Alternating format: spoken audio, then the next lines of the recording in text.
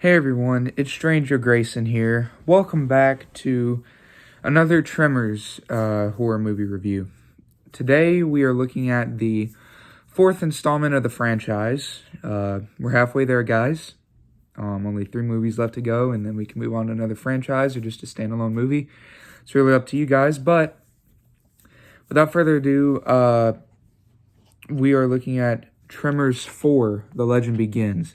Now, this came in a 7-movie collection that includes all 7 of the Tremors franchise, or that includes all the 7 Tremors movies. I can't speak today.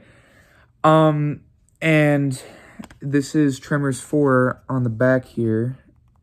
The Legend Begins. Now, this is the last of the, I'd say, pre-2010 era Tremors. This is honestly the last of the greatest Tremor movies I've seen. But Tremors 4: The Legend Begins kind of takes a different direction. As you might notice from the title, The Legend Begins, it actually takes place before Tremors 1, 2, and 3. It is a prequel. It still follows Burt Gummer in a sense, but it's not Burt Gummer. Michael Gross comes back to do the prequel, and you might be wondering, wow, how does Michael Gross come back for a prequel when it takes place in the 1800s? Yes, it takes place in the 1800s, around the cowboy age, the 1890s, late 1880s, somewhere in there. And it actually follows Hiram Gummer, or Hiram Gummer, however you pronounce it. He's British. He actually moved from like a rich town and moved down into the valley that is, it was a previous name, but ever since the first movie they renamed it. The main character, Hiram, meets a whole lot of other people, Juan, Christine, and then there's a Japanese kid or Chinese kid along with his 2 parents. Juan is a mine worker, and he's working in the mines with some of his friends when they come across the graboids, and the graboids start killing all of them one by one until it's like Juan and a few others left. They make it out, and they warn the townsfolk. They close off the mine. So, Hiram comes along, and they, go along. They want to make sure the mine is safe to open. They go in there. They decide it's fine until they find, a dead corpse, and then some more people get killed off. Then everybody starts leaving the valley because they are afraid of the new monsters that they have discovered. Now, the graboids in this movie have definitely made a change. This is before they turn into like the big graboids. They're like mini graboid things. They look like little centipedes, but they don't have legs and they can't see, of course. But they're a little different than the regular graboids. They don't turn into like the actual graboids until like the 3rd act of the movie. But yeah. So by this point, they have to find a way to get rid of them, and it's just down to the main character and the side characters. Tremors 4, The Legend Begins was, I gotta say, a step up from Tremors 3. I do like it a lot better.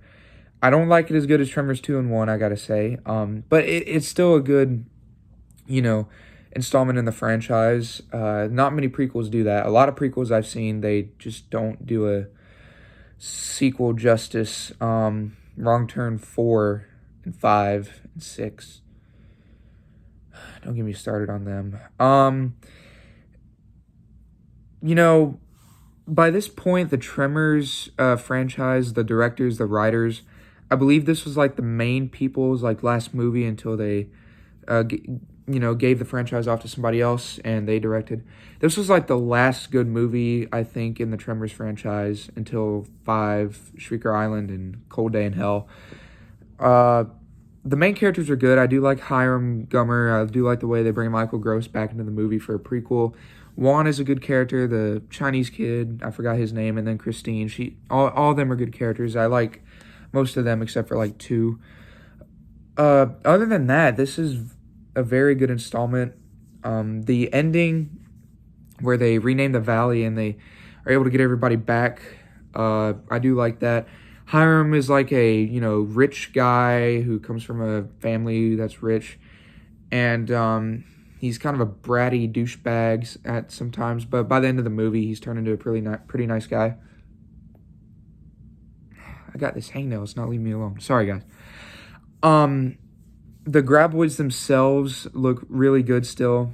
I believe Greg Nicotero? I don't think it's him, but I do know a very popular special effects team, sort of like him. They go in and do the graboids. They did a very nice job with the special effects, I gotta say. I don't think there's much CGI in this movie, if hardly at all. This is definitely a better one. Huge step up from Tremors 3. And by this point, I feel like the franchise went downhill in a way.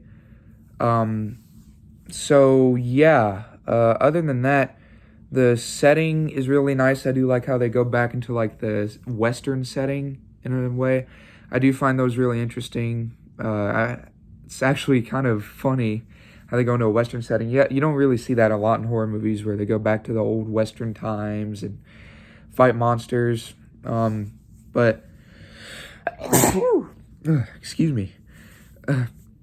Tremors 4, really, really great film.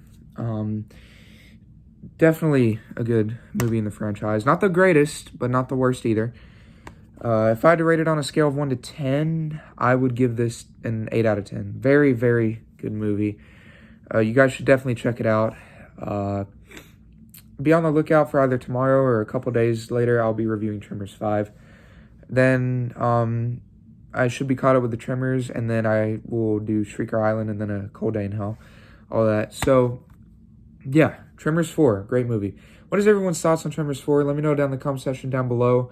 Would really, really love to hear everyone's thoughts on this.